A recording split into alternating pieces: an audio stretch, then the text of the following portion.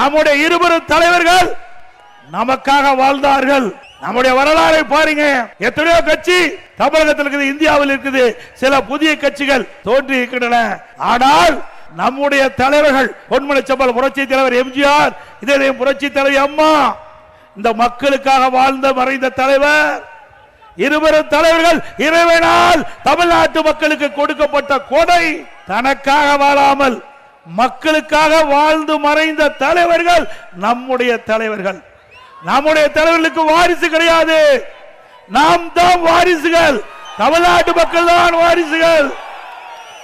நமக்காகத்தான் அவள் இரவு பகல் வாராமல் உழைத்து நமக்கு தேவையான திட்டங்களை கொண்டு வந்து இந்தியாவிலேயே எந்த மாநிலத்துக்கும் இல்லாத அளவிற்கு சிறப்பான திட்டங்களை கொண்டு வந்து அதன் மூலமாக தமிழகம் இந்தியாவிலே வளர்ந்த மாநிலம் என்ற பெருமையை உருவாக்கிய தலைவர்கள் நம்முடைய தலைவர்கள்.